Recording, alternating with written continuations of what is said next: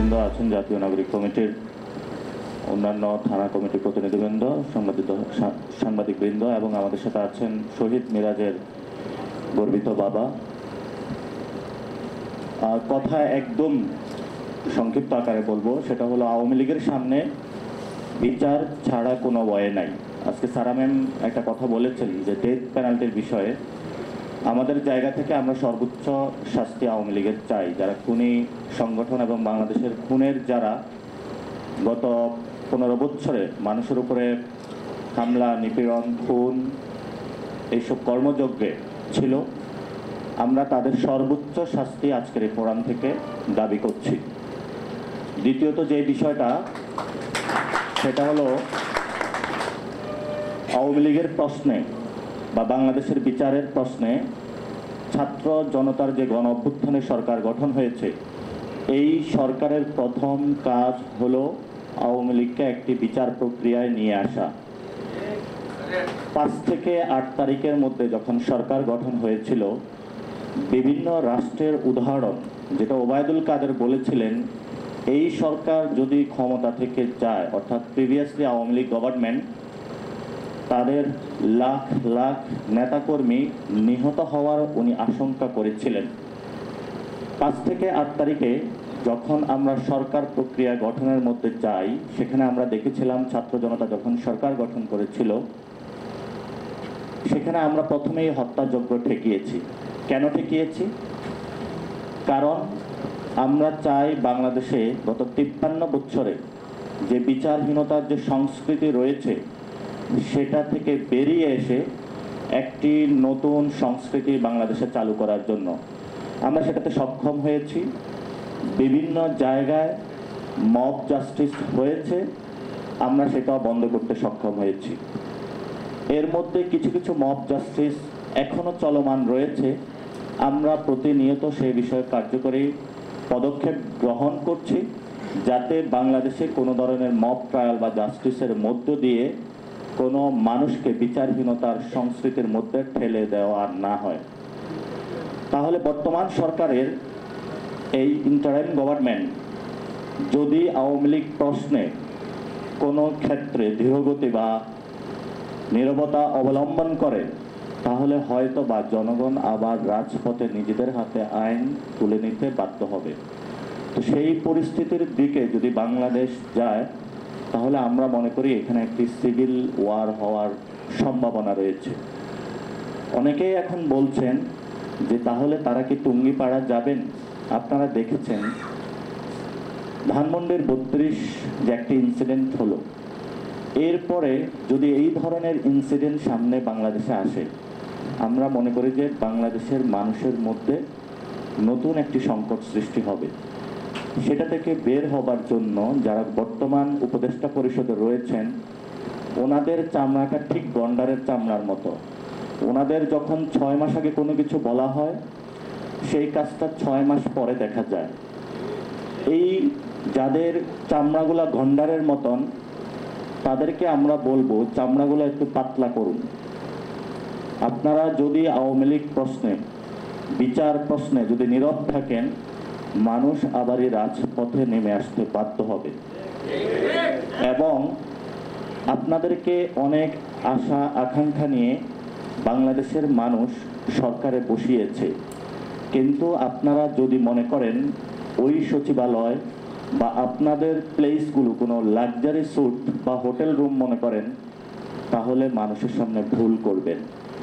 মানুষ এখনো রাজপথে আছে, মানুষ এখনো বিভিন্ন জায়গায় সক্রিয়। তাদের জায়গা থেকে আমাদের সাথে তাদের সাথে যোগাযোগ আছে।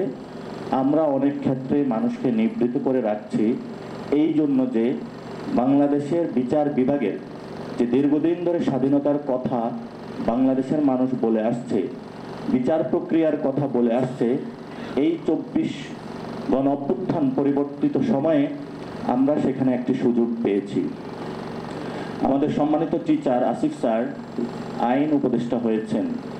উনি ভার্সিটিতে স্টুডেন্টদের সামনে অনেকগুলো বড় বড় কথা বলতেন, কিন্তু যখনই উনি চেয়ারে বসে গেছেন, ওনার চেয়ারের গদিটা অনেক মোটা হয়ে গিয়েছে।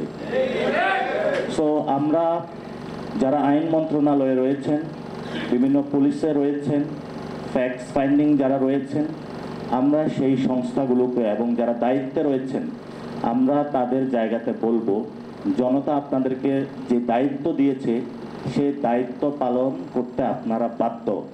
এখানে অবাধ্য হওয়ার কোনো সুযোগ নাই।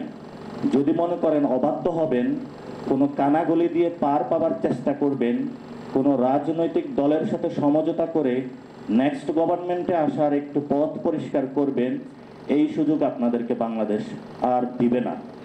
কারণ আপনারা যে চেয়ারটায় বসেছেন সেটা শহীদ মিরাজের যারা রক্ত দিয়েছে তাদের রক্তের উপরে মাড়িয়ে ওই চেয়ারে আপনারা বসেছেন। তাহলে আমাদের জায়গা থেকে আমরা এখনো কেন ধৈর্য ধারণ করছি? আমরা আমাদের জায়গা থেকে এখনো ধৈর্য ধারণ করছি এই জন্য যে বাংলাদেশের বিচারহীনতার যে সংস্কৃতিটা রয়েছিল, বিচার বিভাগ পুরোটাই ধসে পড়েছে।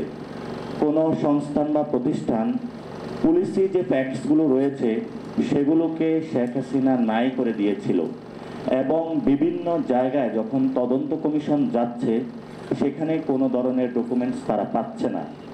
এবং এখনো আমরা দেখতে পাচ্ছি বিভিন্ন সভরেন্টি ফোর্সের মধ্যে বিভিন্ন জায়গায় যারা ক্রিয়া কার্যকলাপে রয়েছেন সেখানেও বিভিন্ন তদন্ত সংস্থাগুলোর লোকজন যখন যাচ্ছেন সেখানে তাদের থেকে ডেটাগুলো রিকভারি করার চেষ্টা চালানোর পরও তাদেরকে ডেটাগুলো দেওয়া হচ্ছে না। তো আমরা কে কোথায় কি করছেন সেসব বিষয়ে সম্যক অবগত, কিন্তু যখন আমরা আবারই মাঠে নামবো তখন আপনাদেরকে সেকেন্ড চান্স আমরা দিব না। আপনারা সিরিয়ার দিকে দেখেছেন, সেখানে নতুন একটি গভর্নমেন্ট গঠন হয়েছে। আমরা বলি না কি ফরমেশন সেটা আমরা ফলো করব, কিন্তু সেখানে আমাদের সামনে কিছু বিষয়ের নজরানা আমাদের সামনে রয়েছে। আমাদের শ্রীলঙ্কার কিছু বিষয়ে আমাদের সামনে উদাহরণ রয়েছে, অনেক দেশেরই উদাহরণ আমাদের সামনে রয়েছে। ইন্টারন্যাশনাল যারা ক্রিমিনালে এক্সপার্ট রয়েছেন তারা বাংলাদেশ ভিজিট করেছেন এবং সেখান থেকে তারাও তাদের মতামতগুলো রেখেছেন।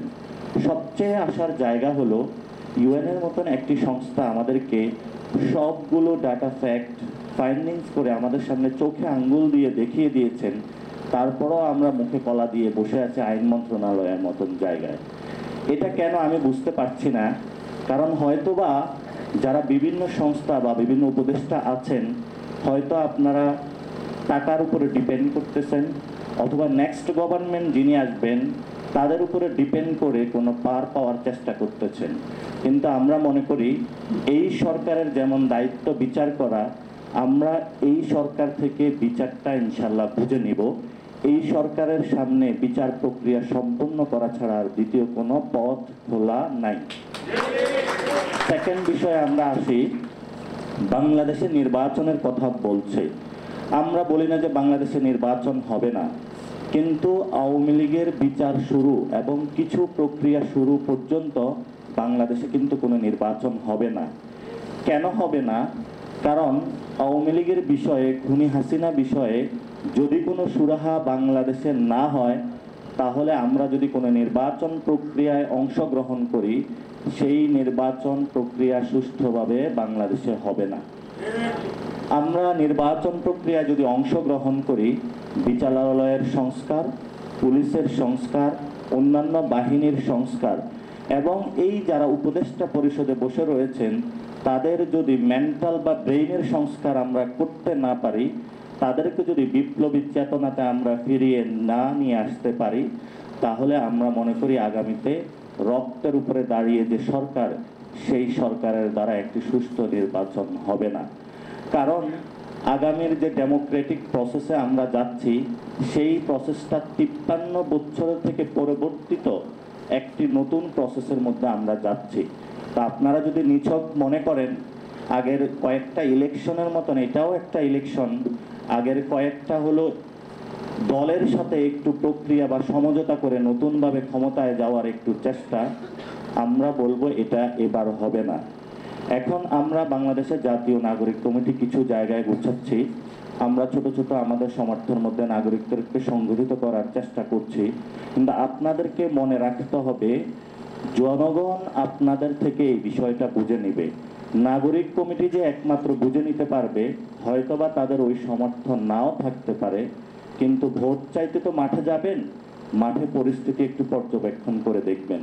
গত কয়েকদিন বিভিন্ন জায়গায় ফেসবুকে যারা আমার ফ্রেন্ড সার্কেল বিভিন্ন জায়গায় এবং বিভিন্ন যারা সিনিয়র সিটিজেন ট্যাগ করে জিজ্ঞেস করতেছেন যে বাংলাদেশে অসম্ভব হারে চাঁদাবাজি হলো বৃদ্ধি পেয়েছে, বাংলাদেশে অসম্ভব হারে টেন্ডারবাজি বৃদ্ধি পেয়েছে, জনগণের নাবিশ্বাস উঠেছে, ট্রাফিক জ্যামের খুবই বাজে অবস্থা ঢাকা সিটিতে। আমাদের ঢাকা সিটিতে 24-এর গণ অভ্যুত্থান পরবর্তী সময়ে ন্যূনতম কোনো পরিবর্তন আমরা দেখি নাই। অনেকেই বিভিন্ন রাজনৈতিক দল প্রিভিয়াসলি করেছেন, পরে বিভিন্ন সময়ে সময়ের বাঁকে সিভিল সোসাইটি করেছেন, এখন উপদেষ্টা পরিষদে আছেন। রাজনৈতিক বোধ সম্পন্ন আমরা আপনাদেরকে এখনো মনে করি, বোধ হারাবেন না। মানুষের সামনে খুব বাজে অবস্থা যাচ্ছে, আইন শৃঙ্খলার চরমভাবে অবনতি হয়েছে, দ্রব্য মূল্যর অনেক বেশি মানুষকে এফেক্ট করছে। যদি এই জায়গাগুলো সমাধান না করতে পারেন তাহলে ভবিষ্যতে আপনাদের সামনে কপালে অনেক দুর্গতি রয়েছে। সম্মান আপনারা পেয়েছেন, সম্মান আপনারা হারাবেন না। আমাদের সামনে বিচার, সংস্কার, গণপরিষদ নির্বাচন, নতুন সংবিধান, এই কয়েকটি বিষয় ছাড়া নতুন সামনে কোনো পথ আমাদের নাই। এগুলোর সুরাহা এবং সমাধান করেই আমাদেরকে সামনে যেতে হবে। এই জন্য জাতীয় নাগরিক কমিটি পুরো বাংলাদেশে ঐক্যবদ্ধ হচ্ছে। ছাত্রদের একটি দল এই মাসে আমরা আশা করি নিয়ে আসতে পারবো, যেই দলের এজেন্ডাগুলোর মধ্যে থাকবে জাস্টিস, রিফর্মস এবং একটি গণপরিষদ নির্বাচনের মাধ্যমে নিউ কনস্টিটিউশন মানুষকে উপহার দেওয়া। সারা ম্যাম আছে, অনেকেই কথা বলতে পারে কেন আমরা ৭২-এর সংবিধান বিরোধিতা করি। কারণ ৭২-এর এই সংবিধান দিয়ে গত ৫৩ বছরে কেন আমাদের খুনগুলো আপনারা বন্ধ করতে পারলেন না? ৭২-এর সংবিধানের মধ্য দিয়ে কেন আমাদের বাংলাদেশের ল্যান্ডের মধ্যে ইন্ডিয়ার মতন একটি শক্তিশালী রাষ্ট্র জনগণের উপরে চেপে বসতে পারে? এই ৭২-এর সংবিধানের কারণে আমাদের গত ২০০০ মানুষকে শহীদ করা হয়েছে। এই ৭২-এর সংবিধানের মধ্য দিয়ে আমাদের জীবন, যৌবন সবকিছু আমাদের কেড়ে নেওয়া হয়েছে। এই বিষয়গুলো আপনারা গত ৫৩ বছর স্পষ্ট করতে পারেননি বলে আজকে আমরা এই জায়গায় উপনীত হয়েছি। আমরা এই সংবিধান মানি না, আমরা একটি নতুন সংবিধান চাই, সেটা অবশ্যই গণপরিষদের মধ্য দিয়ে। যেই সংবিধানে ৭২-এ বাংলাদেশের অধিকাংশ মানুষকে যেমন খারিজ করা হয়েছিল, দিল্লির এজেন্ডা বাস্তবায়ন করেছিল, আমাদের যে স্বাধীনতার ঘোষণাপত্র সেটা থেকে নতুনভাবে বাংলাদেশকে একটি বিপদে ঠেলে দেওয়া হয়েছিল, আমরা সেই ঘোষণাপত্রে ফিরতে চাই। সাম্য, মানবিক মর্যাদা এবং ন্যায় বিচারের একটি রাষ্ট্র কায়েম করতে চাই। এই লড়াইয়ে সবাইকে অংশীজন হওয়ার জন্য আহ্বান জানিয়ে আমি আমার বক্তব্য শেষ করছি। ধন্যবাদ। আসসালামু আলাইকুম।